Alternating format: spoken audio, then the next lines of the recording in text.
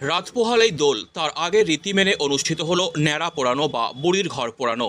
বৃহস্পতিবার সন্ধ্যায় জলপাইগুড়ি রামকৃষ্ণ মিশন আশ্রমে আয়োজিত এই ঐতিহ্যবাহী অনুষ্ঠানে ভক্তদের উচ্ছ্বাস ছিল চোখে পড়ার মতো। আশ্রমের সন্ন্যাসী, আবাসিক ও ভক্তদের উপস্থিতিতে এই প্রথা সগৌরবে পালিত হয়। পুরাণ ও লোকবিশ্বাস অনুসারে ন্যাড়া পোড়া বা বুড়ির ঘর পোড়ানো আসলে অশুভ শক্তির বিনাশের প্রতীক। ভারতবর্ষের বিভিন্ন প্রান্তের মতো পশ্চিমবঙ্গেও দোলের আগের দিন সন্ধ্যায় পুরনো ডালপালা, আগাছা, কাঠকুঠো জ্বালিয়ে অশুভ শক্তিকে বিদায় জানানো হয়। এর পরের দিন হোলি বা দোল উৎসবের মাধ্যমে শুভ শক্তির বিজয় উদযাপন করা হয়। প্রতি বছরের মতো এবারও জলপাইগুড়ির রামকৃষ্ণ মিশন আশ্রমে ন্যাড়া পোড়ানো হয়। সন্ধ্যা নামতেই আশ্রম প্রাঙ্গণে জড়ো হন অসংখ্য মানুষ। একদিকে যেমন চলছিল ভক্তিমূলক সঙ্গীত ও প্রার্থনা, অন্যদিকে আগুনের শিখায় দাউ দাউ করে পুড়ছিল অশুভ শক্তির প্রতীক বুড়ির ঘর। পুজো অর্চনার মধ্য দিয়ে রীতি সম্পন্ন হওয়ার পর সমস্ত ভক্তদের হাতে প্রসাদ বিতরণ করা হয়।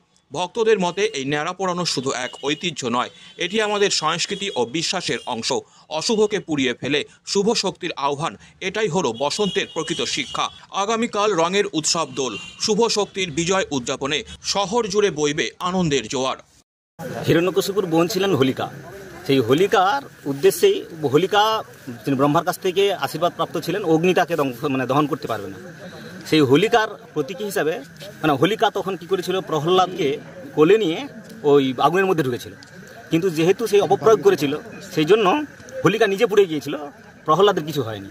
আর এই হোলি সেই প্রতীকী হিসাবে করা হয়। এটি বিভিন্ন জায়গায় বিভিন্ন নামে, কোথাও চাঁচর, কোথাও ফাগু উৎসব, কোথাও বসন্ত উৎসব, ন্যাড়া পোড়া এইভাবে বলা হয়। আমাদের এটি বেলুড় মঠের ট্রেডিশন অনুযায়ী আমরা করি। এই হোলির আগের দিনেই এই পোড়া হয়। এটিকে বলা হয় এরই প্রতীকী হিসাবে অসুর শক্তির বিনাশ, শুভ শক্তির জাগরণ ঘটে।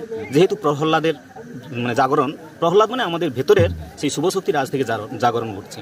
আর এই বসন্তকালে হয় বলে বসন্ত উৎসবও বলে। বসন্তে আমাদের এই শীতের শেষ, বসন্তের শুরু, গাছের পাতাগুলো সব ঝরে যায়, নব শক্তির জাগরণ ঘটে। সেই নবশক্তির জন্য জাগরণ ঘটছে, সেই প্রতীকী হিসাবে আমাদের মোটিভেশন সেটা করা হচ্ছে। শুভ শক্তির জাগরণ, আমরা সবাই প্রার্থনা করি সকলের সেই শুভ শক্তি জেগে উঠুক, অসুর শক্তির বিনাশ হোক।